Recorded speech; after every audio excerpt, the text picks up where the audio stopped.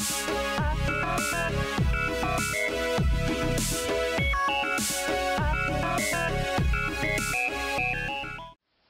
everyone, welcome back to Learn to Play TV.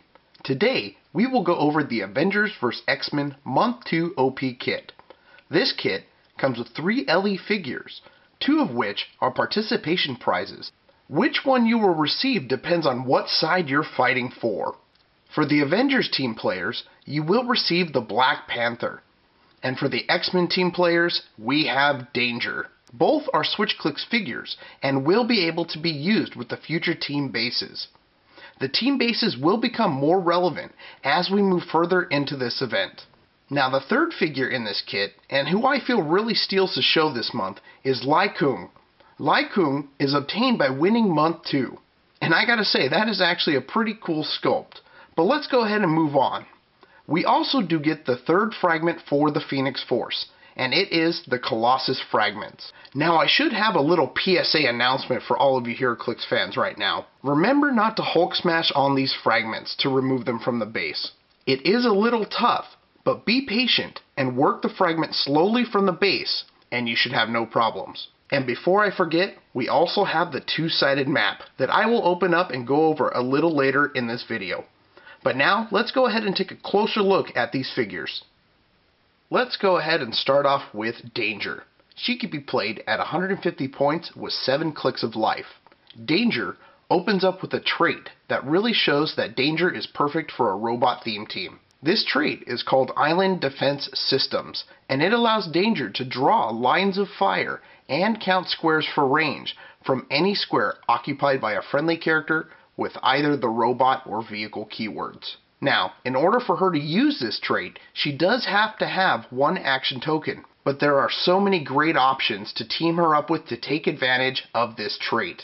Just some that quickly come to mind are figures like Death's Head or Dreadnought from the Invincible Iron Man set, as well as a few more choices from the Wolverine and X-Men set. So you see there's some great options out there, but let's go ahead and move on. Danger starts her first click with Sidestep, Incapacitate, and Perplex, with Invulnerability for some defense. Not too bad of a start for a support piece, but don't rely on her only as support. She can still poke your opponent with her front dial 3 damage. As we start to move through her dial, Danger's abilities do jump around a little more than I would like. Her second click feels a little off to me. She loses her Incap and gains Precision Strike, and then completely drops her Perplex.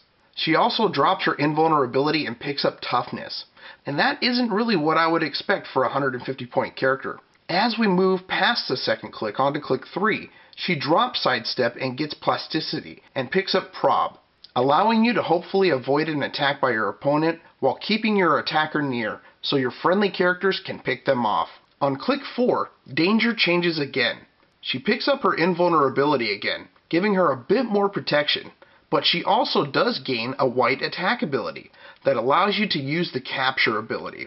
And I'm really kind of excited to see this ability back in the game. Danger can capture only 1 character instead of her traditional 3, but this could really put your opponent in a weird spot. Now on Danger's final click, she does pick up Perplex again, and an option to regen, but it may be too difficult to keep her alive. Her combat values also take a drop, and without some protection, she is easily picked off. Overall, I do feel that Danger is very playable with the right team build. Expect to see her on a lot of robot theme teams. Next up, we have the Black Panther, and he can be played at 100 points with 6 clicks of life. Now this King of the Jungle really is an awesome piece.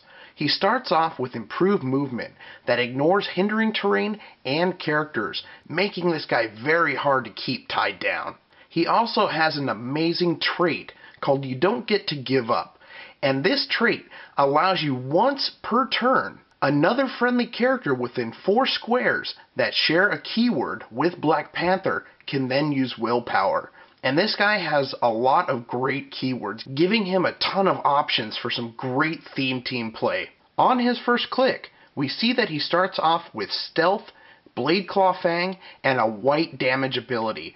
This white damage ability is called King of Wakanda, and it allows Black Panther to use Empower, Leadership, and Outwit. Now, if that isn't awesome enough by itself, the leadership that he uses is an improved leadership. On the result of him rolling a 6, in addition to the normal effects, he may then remove an action token from himself. So let's hope you have some great rolls that game. As we move along his dial, we see that you get a couple clicks to really set him up with that stealth. He does pick up Precision Strike on click 2, making sure that if you have to do some damage against your opponent feels it. Now onto his mid dial is where he really gets interesting. He picks up Charge with Blade Claw Fang combo, giving you the option to go in for the kill. Now hopefully you do feel lucky enough to roll that 6 and really stick it to your opponent. But if not, don't worry, because he does have combat reflexes to give your opponent that much more of a hard time to try and land an attack. As we move to the backside of his dial, Black Panther picks up Stealth again, giving you the option to try and retreat, and hopefully you have a support to try and heal him up. But if not, on clicks 5, he also does have Enhancement. And while you're on the retreat with this character, maybe you can put him adjacent to one of your ranged damage dealers and he could give him that additional boost. But if you are unable to get away from your opponent, you don't have to worry, because he does have Precision Strike, and hopefully you can use that to inflict enough damage on your opponent to take him out before he gets you. Overall, I really feel that this Black Panther is a great figure, and he's really going to see a lot of constructed play. And here we have the star of this month. This is Lei-Kung the Thunderer, and he can be played at 125 points with 6 clicks of life. Lei-Kung starts off with improved movement that ignores hindering terrain, allowing him to get around the map very quickly. But that's only just the first tip of this iceberg. Lei-Kung has an arsenal of abilities that come with him, including this trait that is just awesome. This trait is called Teacher and Pupil, and it states, during the beginning of your turn, give Lei-Kung the Thunderer a free action and choose a friendly character within 3 squares, with the martial artist keyword, as well as a lower point value. The chosen character may then modify either their attack or defense values by +1 until your next turn. So like the previous characters we just went over, Lei-Kung the Thunderer is really going to shine on a theme team. But like I said earlier, we're only scratching the surface with this figure. On his first click, he gets 2 white abilities. His first is on his movement, called Strike Like Lightning, and this allows Lei-Kung to use Charge, Flurry, and Plasticity. And to go along with that, his second white ability is on his attack abilities, and it is called Crashes Like Thunder. This allows Lei-Kung the Thunderer to use Quake. When he does, hit characters are also given an action token. Just those 2 white abilities are awesome for this figure. TK this guy into battle, allow him to charge Flurry in with either Quake, or you could use the exploit weakness that is also on his front dial. And he's got these options for his first 2 clicks. Your opponent's not going to know what hit him. As we move along to his third click, we do start to see a little change into the back end dial for Lei-Kung. He does keep his white attack ability as well as exploit weakness, but he does pick up Sidestep instead of his white movement ability. But that's okay, because Lei-Kung is not out yet. As we move on to click number 4, we see that he has finally transitioned into the back half of his dial. He does have his Sidestep, but he picks up Precision Strike, as well as Close Combat Expert. And for his defense, he has Combat Reflexes, giving your opponent an even harder time to hit you. Lei-Kung keeps these stats for the remaining last few clicks, but on the last 2, he does drop his Sidestep, and he picks up his Charge, Flurry, and Plasticity white movement ability for one final go. Overall, Lei-Kung is a beast, and he is going to be very sought after. So let's hope you guys out there are able to win one of these in your upcoming events. Alright guys, so let's quickly go over our next fragment. Our next fragment is the Colossus fragment. And this fragment allows your character, once assigned, to use Invulnerability, Poison, and the Flight ability. Now, being able to use Invulnerability is going to give you a lot of options for your teams. There are so many characters nowadays that have nothing but toughness to protect them, that Invulnerability is a welcome ability. Now, depending on how you decide to use this for your force, you can always keep this fragment attached to your Phoenix Force resource.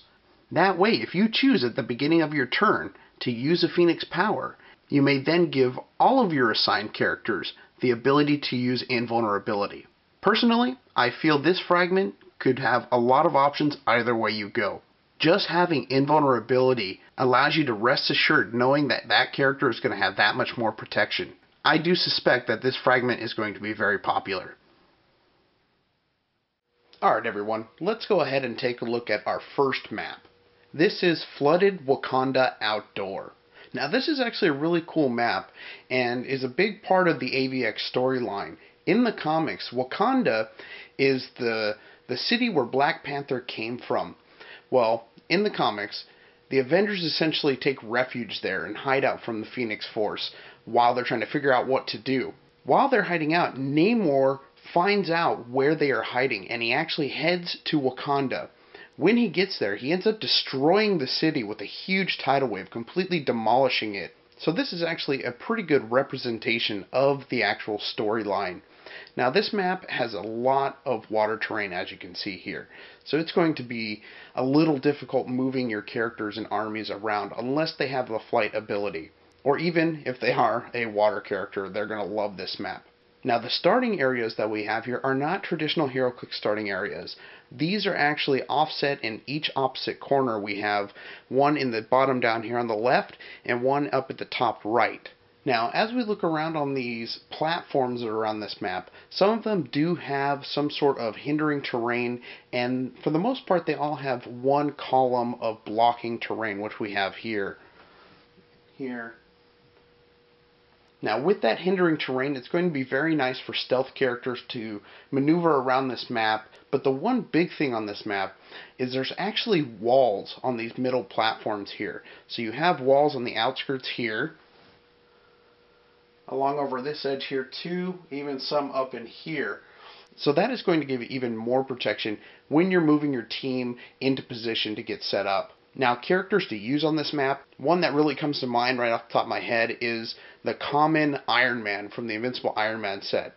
He would be great on an Avengers team with his improved targeting, where he ignores hindering terrain and blocking terrain. So with that character, no one's really going to be safe on this map. Or even Spider-Man is another great Avenger figure to use here.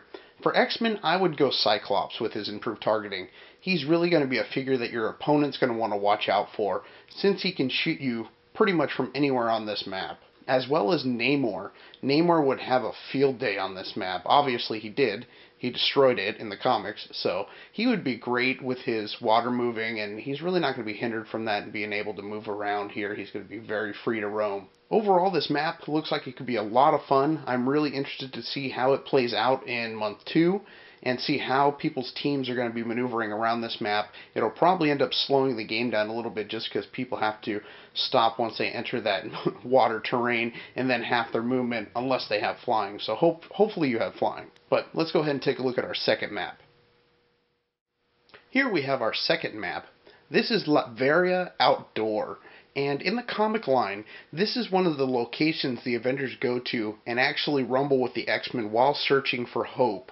I believe Spider-Man and Colossus get into a battle here, but they really kind of go over it briefly in the comics. But this map is actually really cool looking. There is a ton of blocking terrain. And this blocking terrain really covers up most of the map. All of the buildings you see are blocking terrain. So we got all these here, blocking terrain, full blocking terrain. You got one in the middle, this big area here.